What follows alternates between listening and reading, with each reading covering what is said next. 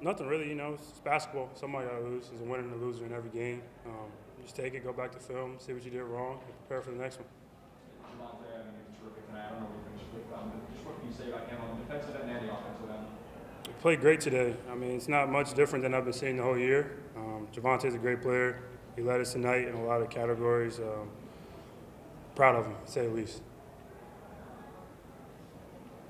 there anything that stands out about how you guys played in those final 2 minutes that you think you can improve on moving forward? Not necessarily. I think, they made some shots. I think we can get a little more organized. It's a newer team, a lot of players that maybe not have, they might not have been in those positions a lot in Division I games, tight games like that, especially rivalry games. So, just learning from it, we'll have more chances. So it was a good test for us early to get this type of feel so we know we'll be prepared later on. And having missed both of the Toledo games last season due to injury, what was it like being out there in the environment at Savage Arena in front of that crowd in Battle by 75? It's a great atmosphere. I mean, as a competitor, you got to love it. There's things that you look forward to is rivalry games. And sad that we couldn't come out with the outcome that we wanted, but I'm still blessed to be playing. When you look at the conference standings, you all still right there in the heart of it. As you all try to move on from this defeat, is there anything you're looking for the guys to rebound going forward after a rivalry loss? Just not letting this one trickle on to more losses. Just letting it stop here, stop the bleeding now, and moving on. Honestly, just moving on. It's the biggest thing about it. We got a lot of games left, and try to finish out and try to win all of them. We'll see Toledo again as well, so I'm not too worried about it. When you see them again, is there any added emotional aspect after the result of tonight? I'm curious, with an opportunity to play them again, what the mindset might be for you and I wouldn't say any extra emotion. It's basketball. Like I said, there's a winner and a loser. Of course, it's a rivalry, but I don't think it was too nasty out there. Competitors, of course, I want to play them again. I want to see them again just because I hate losing. But I wouldn't say there's no extra emotion. I'm just a competitor, so I want to win every game I play. You guys led the rebounding by 9, but you got outscored in second chance. Right. What do you think was the difference in converting those second chances? They have more offensive rebounds, so they'll have more chances to put it in. We can have more offensive rebounds. I think we did a good job defensively, which is why we had more defensive rebounds. They were missing more shots, but they got a couple of good offensive rebounders that we missed a couple times, and they made sure they made the opportunity of it.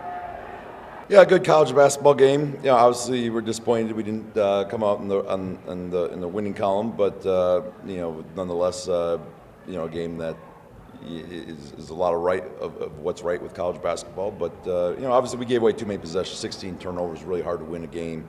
But the way we scored and the way we kind of kept their shooting percentage down, did all those things. The only way you lose that game is by giving up possessions, and we did far too many. When we're 16 turnovers, ain't gonna win you very many games on the road.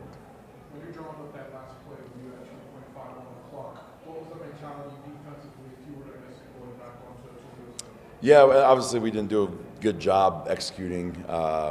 We wanted to get that look, which we had a really good look with the almost 50% 3-point shooter, and so we thought we could get a good look there with it, and we didn't get very good ball pressure. Really, what I guess it boils down to, our guys kind of ran back, packed the paint, and worried about giving up a 2 and let a guy get a clean look from 3. So it wasn't very good execution, and something we'll get to go back and work on. So you wanted to pack the paint coming back? No, we did not want to. No, we needed to go match up way sooner, and obviously we did not do a very good job of that. Was there any conversation at that moment about shutting down any players in particular? No, we were going to play it straight up, and we were just going to play it straight up and switch everything and try to make a contested shot one way or another, and we've been really good at that throughout the year, and we just didn't do a very good job executing in the moment. You guys were questioning last year. What do you think it was just the last 2 minutes, maybe just in general? Yeah, I mean, I think that's just kind of how it goes. We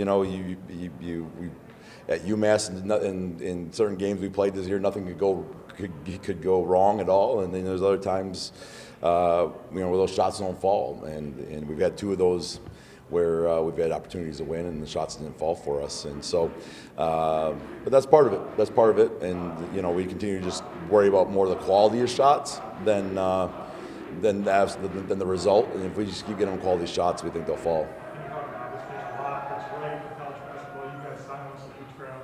This time it was the opposite. Was it fun just kind of getting up here? Yeah, I mean, exactly. It's a heck of a rivalry. People care about it, and I think the players get behind it. And so it's fun. It's an intense game, and it's fun for them to experience it.